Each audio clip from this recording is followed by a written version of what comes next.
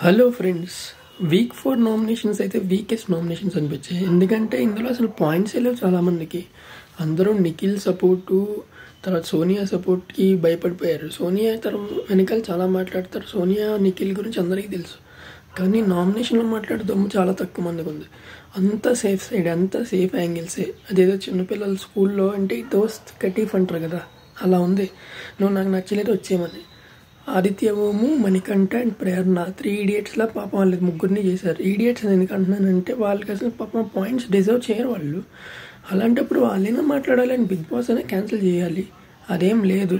మైదా పిండికి తర్వాత ఏంటంటే దోశ వేయడానికి, గుడ్డు వేయడానికి, తర్వాత మీరేం చేయట్లేదు, మీరు కూర్చున్నారనడానికి పడుకున్నారని కూడా నామినేట్ చేస్తున్నారు. ఇది చాలా బ్యాడ్ యాక్చువల్లీ.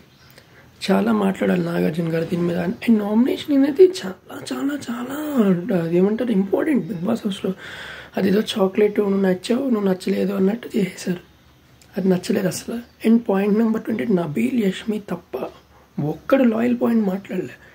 పర్ఫెక్ట్గా మాట్లాడారు వాళ్ళిద్దరు. నబీల్ కావచ్చు, యష్మి కావచ్చు. మీరు గేమ్ ఆడేటప్పుడు ఆడండి అంటుంది యష్మి. కరెక్టే చెప్పింది సోనియాకి.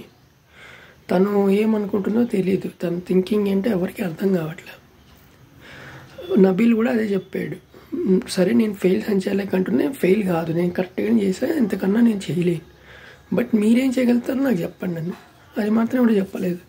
అంత safe safe safe safe. Nikhil support కావాలి, ఎందుకంటే Nikhil is very powerful, Prithvi is very powerful, Sonia is very powerful అనే వాళ్ళ ఫీలింగ్.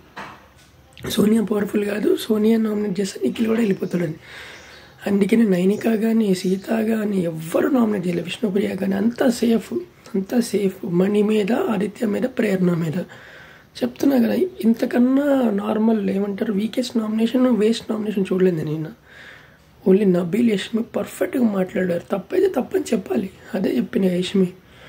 అండ్ మనీకి అయితే చాలా ఛాలెంజింగ్ వీక్ అనుకుంటున్నాను. ఎందుకంటే తను ఫస్ట్ హాఫ్ వాళ్ళే చాలా డిస్టర్బ్ అని చెప్పేశాడు అందరికీ.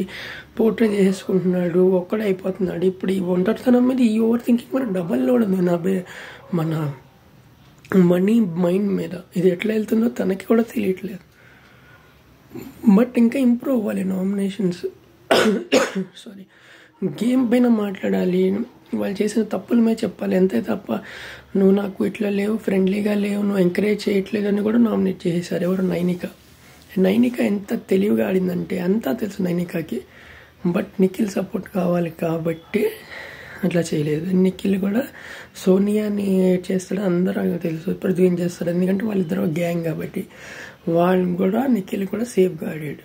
ఏంటనేది ఈ అమ్మాయిని చేసి నైనికాని. సో ఇవి నాకు అనిపించిన పాయింట్స్. మీకు నచ్చచ్చు నచ్చకపోవచ్చు, దేనికైనా కమెంట్స్ ఉన్నాయి, లైక్స్ ఉన్నాయి, మరి సబ్స్క్రైబ్ బటన్ కూడా ఉంది. Thank you so much.